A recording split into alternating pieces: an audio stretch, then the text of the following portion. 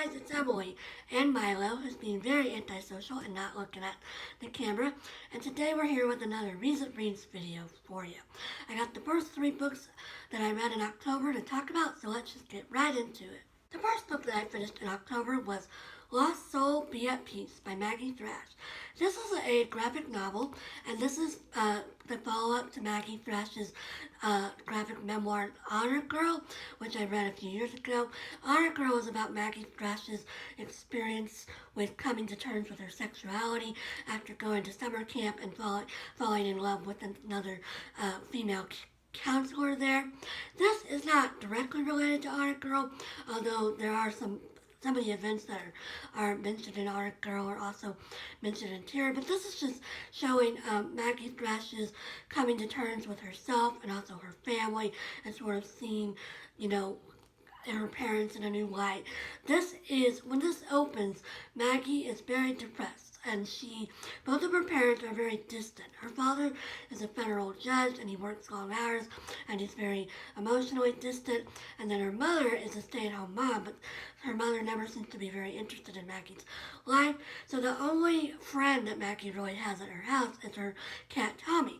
Well, at the beginning of this book, Tommy goes missing.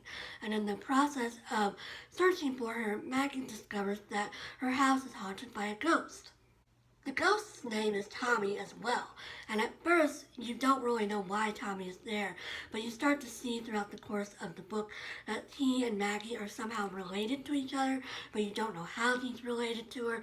You just see that some of the things that he mentioned are very similar to the family history that she's told us, and so it's about how their friendship develops, and then it's also about how she starts to sort of develop a better relationship with her father. Her father takes her to work one day for Take Your Daughter to Work Day, and she starts to learn a little bit more about his background and where he came from, and she starts to feel some more empathy for him than she did before. And we start this, and eventually we find out Tommy's connection to Maggie and Maggie's family, and we also discover, Maggie sort of discovers her own self-worth. She gains more confidence, and she starts to sort of break out of her shell. She's a dancer, and so she particularly, in this book, we see how dance impacts her life, and we see her relationships with some people in her dance troupe as well. This is just a very quick snapshot of a period in Maggie's life where she was sort of coming to terms with who she is. I will say that I wasn't super impressed with this compared to Honor Girl. Honor Girl seemed very unique and special, whereas this just seems like another story of teenage depression and teenage privilege. Maggie is extremely wealthy.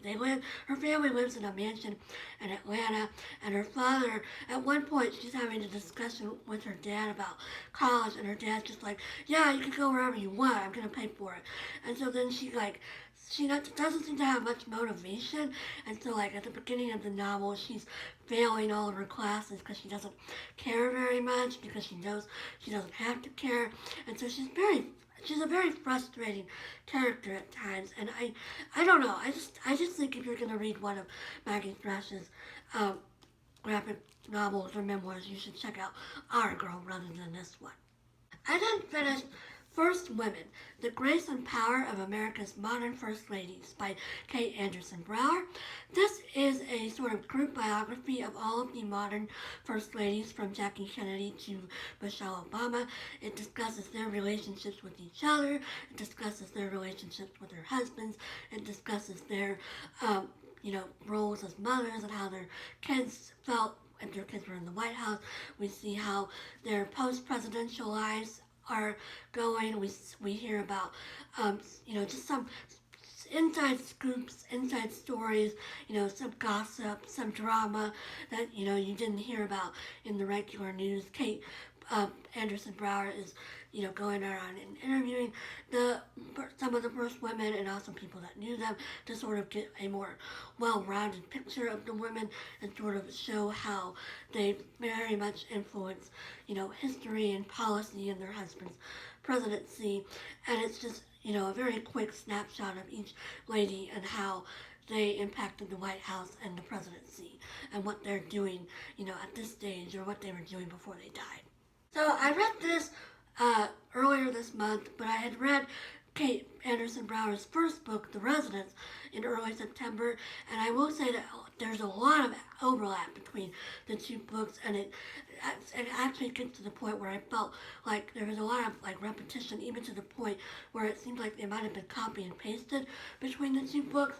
But so this was okay, but I wasn't really like super impressed with it. Also, it seemed sort of like catty in a way because there was a lot of like gossip, and then Kate Andersen Brower would also interject like her own opinion sometimes, and she did that in The Residence too. But in this book, it seemed more noticeable, and I don't know. This book was fine, but I wasn't like super impressed with it. Honestly, I would not really recommend it. I would say if you want to check out The Residence, that book was very interesting, and I learned a lot. But this book just seemed very unnecessary in a way. And also, this book is 100 pages longer than The Resident, so it sort of dragged a lot. And I listened to it on audiobook, so it went faster than it probably would have if I read it in print. But overall, I wasn't super impressed with this, and I would say there are better books about first women out there. I then finished a really, really wonderful book, and that is The Giver of Stars by Jojo Moyes. This is about an English woman named Alice who marries an American man named Bennett. And Bennett is the heir to like a mining enterprise in rural Kentucky, and so she is brought to America, and she settles down in life in Kentucky, but she's very, very bored. And she and Bennett also are having some marital problems. And so one day at a town meeting, it's announced that there's going to be a traveling library in association with the WPA. This takes place in the late 1930s during the Depression. And so Alice decides to volunteer for the library to get out of the house and, find something, to have something to do. And she quickly develops a, relationship with the other 4 women that are involved in the library. Most notably the head, the person that's like putting it all together, Marjorie. And so these four of the women go out on routes every day and start interacting with some of the families that live out in the hills that most people don't get to know. And we see how their relationship, their friendships with each other and then with the families develop. We hear about some of the family stories. We see a little bit of the lives of each of the other women, most notably Margie. But then we also see how the library is sort of, some of the people in the town are against the library because they believe that the women are passing out subversive literature, and so we see how the library affects the town. We also see how the mine, which Alice's husband and father-in-law are involved in, is sort of causing problems with the town, and bad things are happening due to poor labor practices there, and so we see that conflict, and we see how that causes the library to come under fire.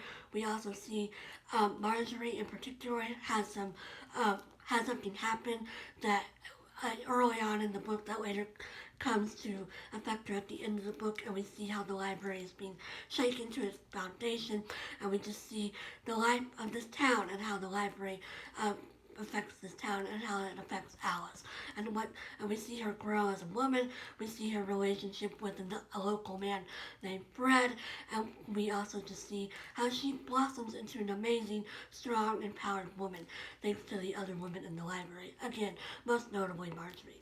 This is a wonderful, wonderful book. I would definitely recommend it. I finished it this morning, and book club is actually tomorrow night, so I haven't discussed it with the ladies yet, but I'm definitely looking forward to doing so. As for what I'm currently reading, on audio I'm listening to Wuthering Heights by Brontë for October. This is going okay. It's a little slow.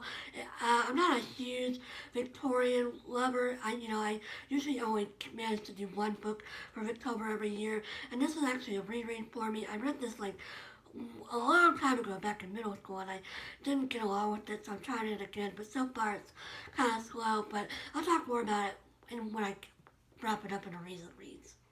I'm also rereading another book, and that is The Peabody Sisters by Megan Marshall. This is about Elizabeth, Mary, and Sophia Peabody, who were three players in the Transcendentalist movement in New England in the early 1800s. I adore this book. I adore all three of the Peabody sisters, and also I really enjoy the writing style of this book. It's 600 pages long, although 130 of that is notes, but still, it's a very long book, but I'm really enjoying it, and this is my second time to read it, and it's just, I just am really, really enjoying it, and I'll talk again more about it when I cover it in a recent reads. So that's all I've been reading lately. I hope everybody else has been reading some great books, that you're keeping safe and healthy, and that you're having a good day. I'll talk to you again soon. And Milo and I say bye. Bye!